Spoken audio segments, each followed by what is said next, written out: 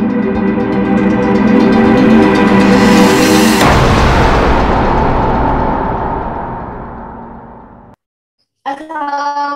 warahmatullahi wabarakatuh. Selamat pagi dan salam sejahtera untuk kita semua.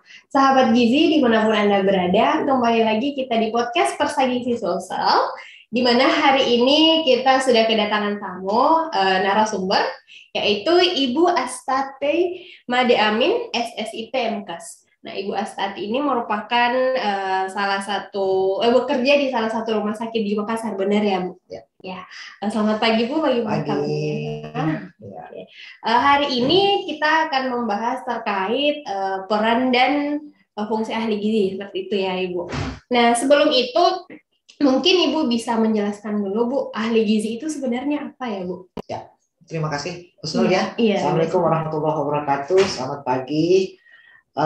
Kalau kita berbicara tentang ahli gizi itu adalah salah satu produk hasil pendidikan dari tenaga kesehatan yang memang dalam spesialisasinya memang tentang gizi, ya. Gizi terkait dengan kalau kita lihat pendidikan itu ada dari D3, D4 dan seterusnya, bahkan sampai tingkat doktoral ada, ya. Itu kalau kita sebut sebagai ahli gizi. Nah, ahli gizi itu adalah kalau di Sulawesi Selatan itu kita ada dicetak oleh Poltekkes Makassar.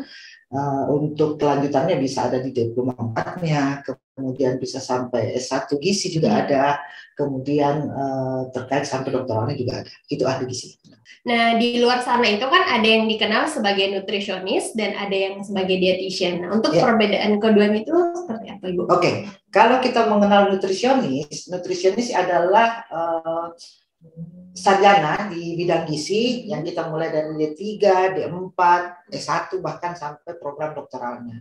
Sedangkan kalau kita berbicara dietitian itu adalah sarjana profesi, sarjana gizi, ya, yang sudah menempuh pendidikan profesi dan mengikuti ujian profesi dan dinyatakan lulus sesuai dengan ketentuan yang berlaku. Oh, seperti itu. Oh iya, Bu. Nah, untuk peran ahli gizi sendiri itu apa ya, Bu? Peran ahli gizi itu sebenarnya adalah bagaimana kita mengatur, ya, gizi per orang, per individu, juga bukan hanya individu tapi juga kita bisa ke masyarakat. Seperti itu peran ahli gizi. Nah, untuk peran-peran yang Ibu sebutkan tadi, apakah ada dasar hukum yang mengatur terkait peran para ahli gizi di luar sana atau bagaimana? Ya, kalau aturan hukumnya kita bisa melihat pada keputusan Menteri Kesehatan nomor 01-07/Menkes/342 tahun 2020 terkait dengan tugas dan fungsi dari nutrisionis itu sendiri. Itu yang menjadi dasar hukumnya. Oh, seperti itu, Bu. Jadi memang ada dasar hukum untuk penentuan peran dan tugas-tugas para ahli gizi di luar sana, seperti itu. Nah, untuk pelayanannya sendiri, Bu, pelayanan para ahli gizi yang biasa mereka lakukan di masyarakat itu bentuknya seperti apa itu? Sebenarnya begini, ahli gizi kita itu yang sudah kita dicetak oleh pendidikan, itu bisa bekerja di mana saja, ya, dia bisa berperan di mana saja, di masyarakat, kemudian di institusi pun itu bisa di rumah sakit, kemudian bisa di institusi pemerintah, bisa di institusi swasta. Jadi kalau biasa kita lihat ada peranan teman-teman ahli gizi itu ada di puskesmas, kemudian ada di rumah sakit, baik di rumah sakit tipe C, tipe D, tipe B, tipe A, dan juga ada di swasta-swasta, itu peranannya seperti itu. Nah, mungkin Ibu bisa menyebutkan salah satu lingkup kegiatannya, kalau misalnya dia pelayanannya di rumah sakit seperti apa, di puskesmas seperti apa, terus misalnya di instansi pemerintahan ataupun yang bukan pemerintahan, seperti itu. Oke. Kalau kita berbicara tentang peranan nutrisionis sendiri, kita bisa pilih ya. Kalau kemasyarakatan itu biasanya teman-teman banyak bergerak di puskesmas, ya. Kalau kita berbicara tentang gizi masyarakat, itu banyaknya di lingkup puskesmas, kemudian di lingkup dinas kesehatan. Tetapi kalau kita berbicara tentang individunya, walaupun di puskesmas sendiri teman-teman ahli gizi itu pun atau nutrisionis itu bisa menyelenggarakan gizi masyarakat dan juga bisa individu. Kalau di puskesmas, ya. Sementara kalau di rumah sakit juga seperti itu. Tetapi memang kalau di rumah sakit lebih banyak mengarah kepada pelayanan secara individualnya terkait dengan jenis dietetiknya, kemudian terkait dengan asuhan gizinya di dalam penanganan secara tersendiri, misalnya untuk diet tersendirinya.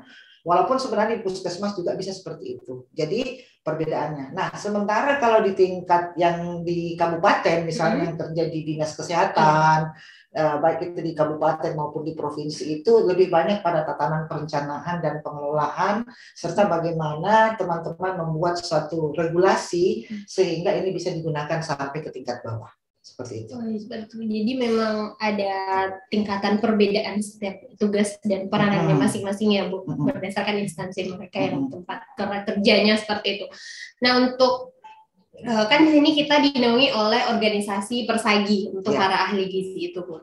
Apakah sejauh mana sih organisasi Persagi ini memberikan dukungan dalam meningkatkan keterampilan maupun kompetensi ahli gizi yang ada di Indonesia, khususnya yang di Sulawesi Selatan, karena di sini kita di bawah naungan Persagi Sulsel. Oke, terima kasih. Kalau kita berbicara tentang peranan DPD sendiri, kebetulan saya adalah wakil ketua ketua di DPD Persagi untuk Sulawesi Selatan. Saya kira banyak hal yang sudah dilakukan teman-teman kita di DPD itu terkait dengan peningkatan skill, peningkatan keterampilan dan pengetahuan dari teman-teman. Contohnya kita selalu melakukan seminar-seminar, kemudian kita melakukan pelatihan-pelatihan yang terkait dengan peningkatan kapasitas dari teman-teman itu sendiri. Baik itu terkait dengan yang di desainnya sendiri, kemudian terkait dengan di pelayanan di tingkat masyarakat itu, teman-teman kita di DPD itu selalu meningkatkan kegiatan seperti itu untuk kompetensi ini. Jadi memang peningkatan potensinya dari kayak seminar-seminar seperti itu Bu, yang pelatihan seperti itu yang diadakan oleh Persagi Sulsel seperti itu. Nah, untuk informasi misalnya ada lulusan baru yang ingin bergabung menjadi anggota Persagi itu, kita bisa menghubunginya kemana ya, lewat mana? Ya, kita mungkin ada sekretariat ya, kita ada sekretariat sendiri, bisa melalui kampus, kemudian ada hotline yang mungkin ya untuk Persagi, untuk melaporkan diri atau mendaftarkan diri bahwa kita ini adalah lulusan terbaru dan bisa menjalani beberapa proses yang sudah ditentukan oleh DPP dan diselenggarakan oleh DPD sendiri untuk bagaimana mendaftarkan diri untuk menjadi anggota Persagi itu sendiri. Seperti itu ya. Nah, para teman-teman sahabat gizi di luar sana, seperti yang dijelaskan oleh Ibu Astati tadi, jadi adapun tugas dan peran para ahli gizi di luar sana itu tergantung kita bekerjanya di instansi mana, seperti itu Bu ya. Jadi tugas kita di rumah sakit, di puskesmas, dan misalnya kita di tempat instansi pemerintah itu memiliki tugas-tugas dan peran-perannya masing-masing. Dan tugas dan peran ini sudah diatur dalam Permenkes ya Bu. Jadi keputusan menteri. Dari keputusan menteri seperti itu sudah diatur. Jadi memang sudah ada dasar hukum dari itu. Nah, mungkin hari ini sekian informasi yang bisa kita share. Sebelumnya kita ucapkan terima kasih ke Ibu Astati atas waktunya, sudah melonggarkan waktunya untuk memberikan informasi terkait peran dan tugas ahli gizi.